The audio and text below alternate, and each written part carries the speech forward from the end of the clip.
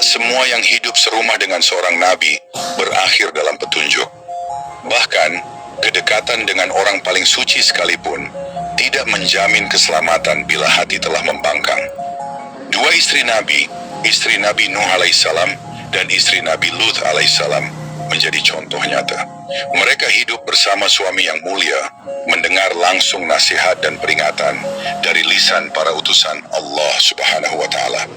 Namun sayangnya, mereka memilih jalan lain, jalan pengkhianatan. Allah membuat perumpamaan bagi orang-orang kafir, istri Nabi Nuh dan istri Nabi Lut.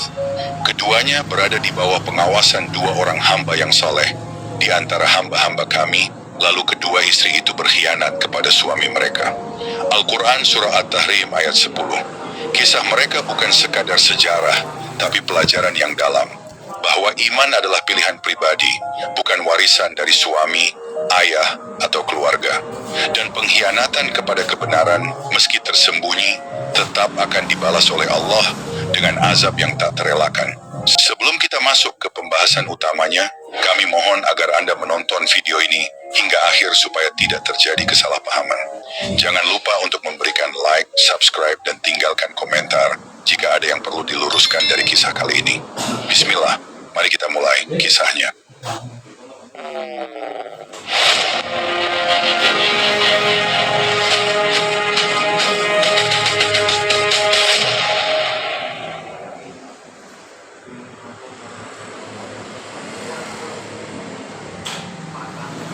Allah membuat perumpamaan bagi orang-orang yang ingkar, istri Nuh dan istri Lut. Keduanya berada di bawah pengawasan dua orang hamba di antara hamba-hamba kami yang saleh. Lalu keduanya berkhianat kepada suaminya.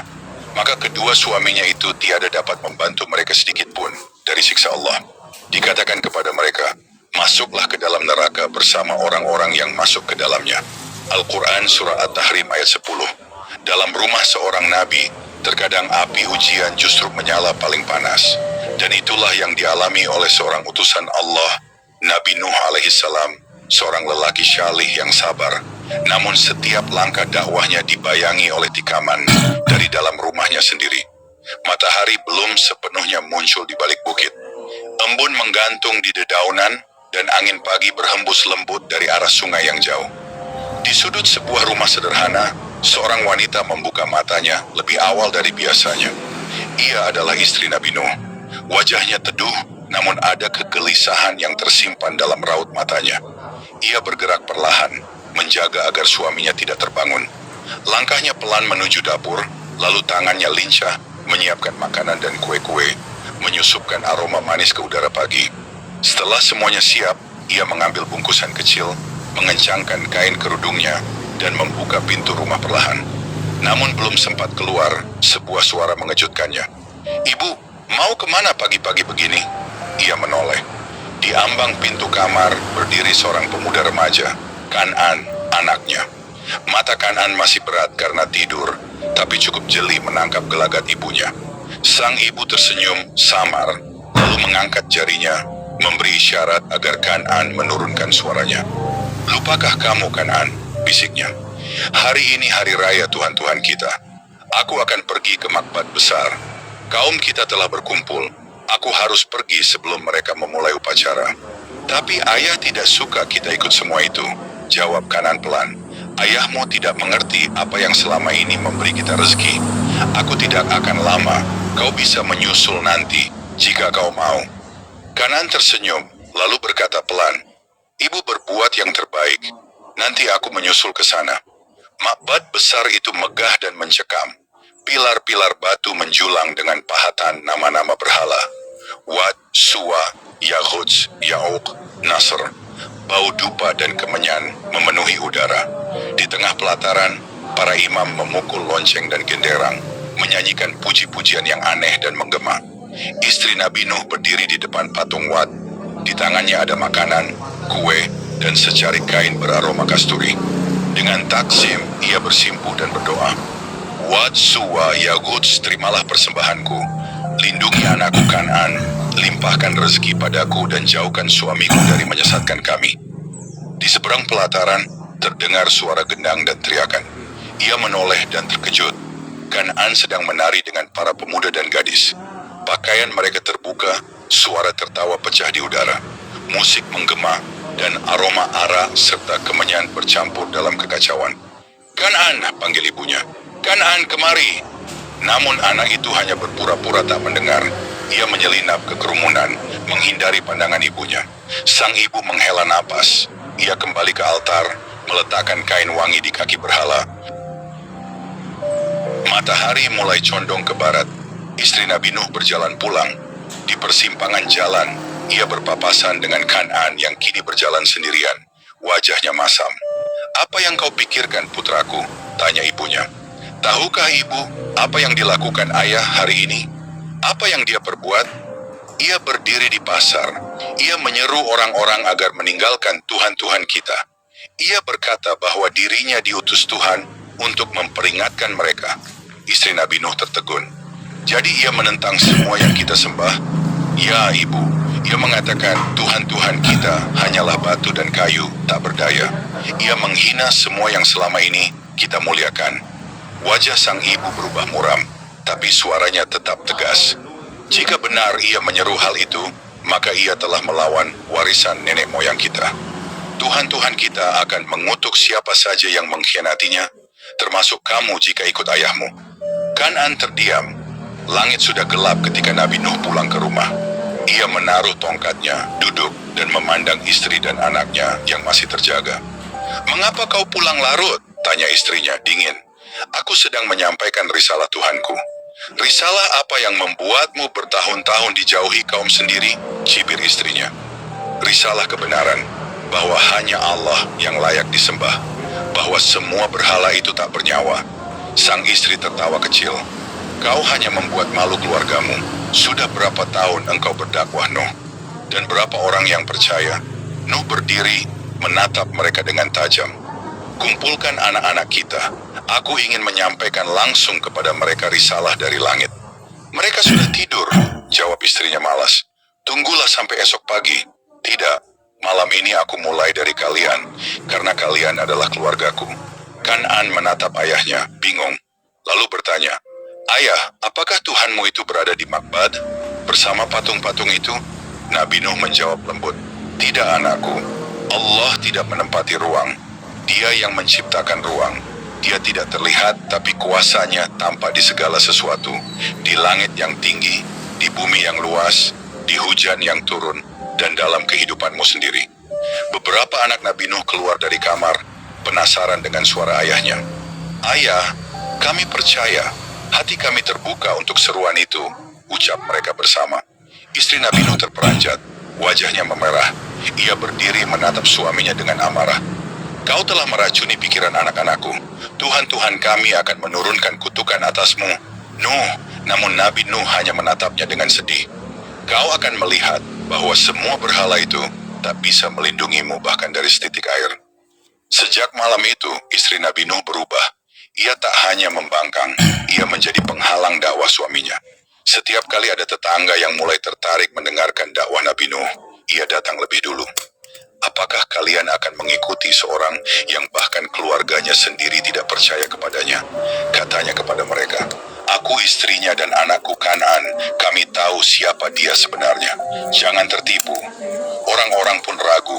Mereka membatalkan niat untuk mendengarkan Nuh.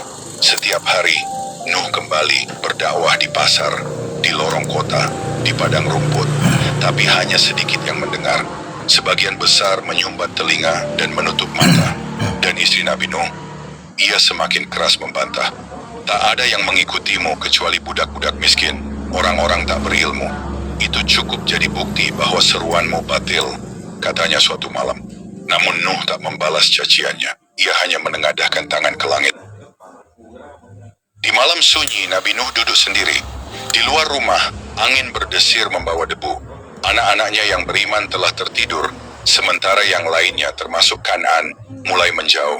Ia memandang langit yang penuh bintang, lalu berdoa, "Ya Tuhanku, sesungguhnya aku telah menyeru kaumku malam dan siang. Namun seruanku hanya membuat mereka lari. Mereka menutup telinga dan menyombongkan diri. Aku menyeru mereka dengan terang-terangan dan diam-diam. Aku berkata, mohonlah ampun kepada Tuhanmu. Dia Maha Pengampun. Tapi hati mereka seperti batu. Air mata menetes perlahan di pipinya. Bahkan wanita yang tidur di sampingku, wanita yang membesarkan anak-anakku, tak percaya kepada Tuhanku. Ia tidak menangis karena lemah, tapi karena dalam rumah seorang nabi telah berdiri dua atap. Atap keimanan dan atap pembangkangan.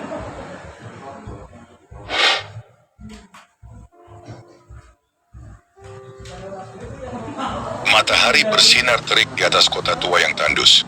Pasir-pasir berterbangan, membakar kulit kaki siapapun yang berjalan di atasnya. Langit seolah mendidih, tapi di tengah kerasnya alam itu, terdengar suara palu menghantam kayu, satu demi satu, terus berulang. Suara itu berasal dari seorang lelaki tua, jubahnya basah oleh keringat, tangannya kuat meski usianya telah lanjut. Ia sedang memaku potongan-potongan kayu besar di tengah tanah lapang. Ia adalah Nabi Nuh alaihi salam. Di sekelilingnya, para pengikut setia, lelaki, wanita, dan anak-anak miskin yang percaya kepadanya, bekerja dengan tenang. Kayu demi kayu diikat dan disusun, membentuk rangka besar menyerupai lambung kapal. Namun di kejauhan, tawa dan cemoohan terdengar jelas. Istri Nabi Nuh datang, diiringi oleh beberapa perempuan dari kaumnya. Di tangannya ada kendi air dan roti, tapi wajahnya bukan datang membawa kasih, melainkan ejekan yang sudah lama bersemayam di hatinya. Ia berhenti di sisi kapal, menatap tinggi badan bahtera yang belum rampung, lalu berkata keras, "Engkau membuat perahu di tengah daratan, Nuh, di kota tandus tanpa sungai. Apakah engkau berharap air akan turun dari langit? Atau mungkin engkau hendak menarik lautan kemari?" Gelak tawa meledak dari kerumunan. Seorang lelaki dari kaum berkata, "Mungkin Nuh akan menyuruh kami semua menangis bersama, lalu air mata kami jadi danau untuk kapalnya." Nuh tak menjawab. Ia tetap menunduk, menyambung satu kayu dengan yang lain. Para pengikutnya tersenyum getir. Sudah terlalu sering mereka dihina. Kan'an mendekat, wajahnya gelap tapi tersenyum sinis. Anak muda itu dulu patuh dan lembut, tapi kini sudah jadi bayangan ibunya. Keras kepala dan congkak. "Ayah, kapal ini akan berlayar di atas pasir. Atau kau punya unta laut untuk menariknya?" Istri Nuh mencibir dan menambahkan, "Berhentilah mempermalukan dirimu sendiri, Nuh. Semua orang sudah jenuh dengan ajaranmu. Bahkan anakmu sendiri menertawakanmu." Tapi Nuh tetap tak menoleh. "Aku tidak membuat kapal ini karena kebutuhanku, tetapi karena perintah dari Tuhanku. Kelak kalian akan tahu siapa yang benar." Namun mereka tidak menghiraukannya. Sang istri pergi ke makbad besar. Di sana ia duduk bersama para pemuka penyembah berhala. Di tengah bisikan, ia menceritakan semuanya. Dia membuat kapal di tengah kota. Ia benar-benar gila. Dan ia mulai menyuruh orang-orang miskin berkumpul padanya. Para pemuka marah. Mereka mulai menyusun rencana untuk mengusir Nuh dari kota. Mereka menyebar kabar bahwa Nuh sedang membangun pemberontakan dan memecah belah masyarakat.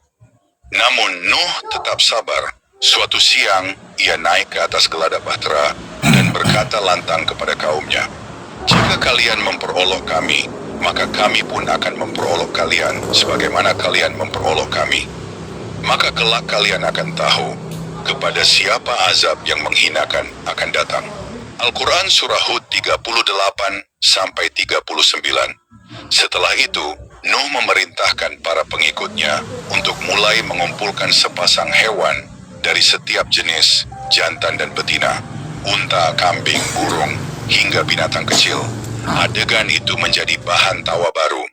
"Lihat, dia bahkan membawa ayam dan burung pipit ke atas perahunya. Mungkin ia hendak membuka kebun binatang setelah gila." Tapi Nuh hanya tersenyum dan mengangkat tangannya ke langit. Sore itu istrinya datang diam-diam ke kapal. Kali ini wajahnya tidak terlalu mencibir. Ada keraguan dalam pandangannya. Ia menyaksikan dengan matanya sendiri. Burung-burung datang tanpa dipanggil. Binatang jinak dan buas mengikuti perintah Nuh. Hujan mulai sering turun, walau musimnya belum tiba. Ia mendekat dan bertanya, "Nuh, apa yang sebenarnya kau lakukan dengan semua ini?" "Tuhanku telah memerintahkan aku membawa hewan-hewan ini. Ketika waktunya tiba, air akan datang, dan bahtera ini akan menjadi tempat keselamatan. Istrinya menahan napas. Engkau masih percaya bahwa banjir akan datang? Bukan aku yang percaya, jawab Nuh. Aku hanya menyampaikan, yang harus percaya adalah kalian. Kanan datang, menyeringai.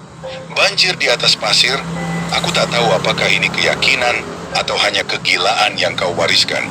Istri Nuh masih diam, matanya menatap jauh. Ada ketegangan dalam dadanya, antara kebenaran yang mulai masuk dan kesombongan yang menolak melepaskannya. Hari itu akhirnya datang. Awan mendung tebal menutupi langit. Angin berubah dingin. Arah hembusannya terasa aneh. Burung-burung menghilang. Binatang-binatang mulai gelisah. Pintu-pintu langit terbuka. Hujan turun. Deras, lebat, dan tak berhenti. Bumi ikut memuntahkan air dari dalamnya. Nuh segera berseru, "Naiklah ke atas bahtera ini, wahai orang-orang yang beriman." Para pengikutnya masuk bersama hewan-hewan. Air mulai menggenangi kota. Nuh menatap dari atas kapal. Di kejauhan istrinya dan Kan'an masih berdiri di tanah. "Istriku, anakku, naiklah, masih ada waktu. Ini bukan sekadar air, ini azab dari Allah."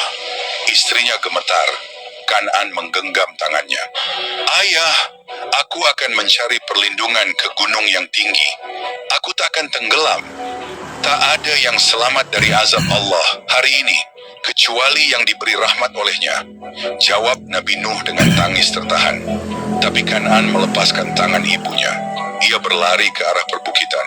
Istri Nuh terdiam. Langkahnya maju setapak, lalu mundur lagi. Ia melihat ke arah kapal, lalu menatap patung-patung besar di kota yang kini mulai tenggelam.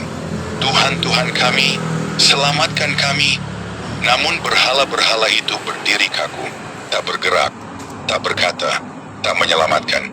Dan air datang. Gelombang besar menelan kota. Gunung pun tenggelam. Kan'an dan istrinya lenyap dalam arus. Nuh berdiri di atas bahtera. Tangannya menggenggam pagar kapal, tubuhnya gemetar oleh luka batin yang dalam.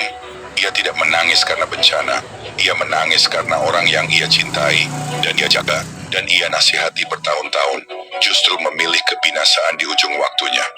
Allah berfirman, "Wahai Nuh, sesungguhnya dia bukanlah termasuk keluargamu, karena perbuatannya sungguh tidak baik. Sebab itu jangan engkau memohon kepadaku sesuatu yang tidak engkau ketahui. Aku menasihatimu agar engkau tidak termasuk orang yang bodoh." Al-Quran Surah Hud ayat 46.